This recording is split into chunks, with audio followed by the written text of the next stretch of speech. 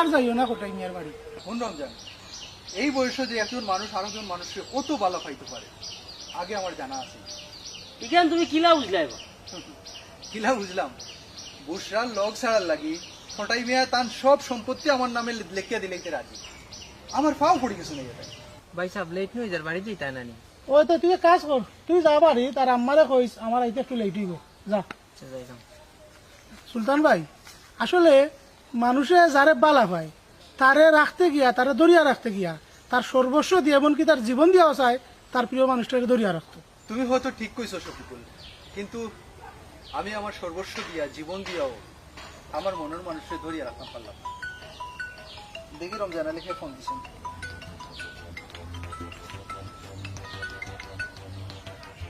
বুসরা, তুমি আমার খেনে ফোন দিছো, আমি না করলাম তুমি আমার ফোন দিতে না।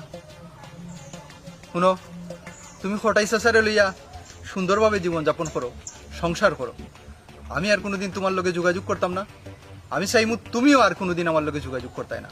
ওবা শফিকুল ভাই, কথা তো দেখলাম হাসাও, ওই সুলতান ভাই তো দেখলাম ফিরি গেছেন। ওই ওটা তো দেখি আর এই এই এই বুসরা, পাগলামি করিও না, না করলাম পাগলামি করিও না। সুলতান ভাই কি তো হয়েছে? দেখছেন, বুসরা এখন পাগলামি শুরু করছে, তাই বলেন ফটাই মিয়ার গোড় ছাড়িয়ে যাইতো গিয়া। ইয়া আল্লাহ, এ রে সুলতান ভাই, তুমি রাগিলে না নি, এই রাগ খেয়ে যেত না, দরকার আমরা তোমার লগে যাইমু। আও ওই আসল আমরা যাই, আমরা এখন যাই। আও।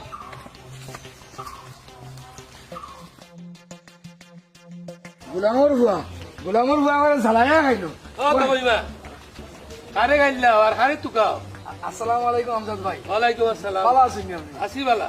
তুকাইয়া আমার ও গোলামর বুয়া সুলতান রে তুকাইয়া বাইরে আমার সকাল থেকে। কত বড় ফুয়ারে তুকাও কেন বা? কোনো সমস্যা নেই? কিতা কইতাম শরমের কথা ভাই, এ কটাই মিয়ার বেডরুমও গিয়ে ঢুকে যায় আর তান বউরে বলে বান্ধবী ডাকে। এখান তো আমিও জানিবা, হঠাই লই আমার কাছে কইছন তুমি কিতা ফুয়ারে শাসন করতে পারো নাইনি? আরে শাসন করতাম আমজাদ ভাই, গেছিলাম কটাই ভাইয়ের বাড়ি, গিয়া দেখি এ বান্ধি আরো অ্যাডভান্স, কোন দিনে আমার ফুয়ারে লিয়ে কাম করিলায়। হঠাই মে পারলা জানি বউর মন খান জয় করতা, তাই খালি লম্বা লম্বা মাতুন। ভাই সাহেব কিতা কই কিলা হতো কোন চাই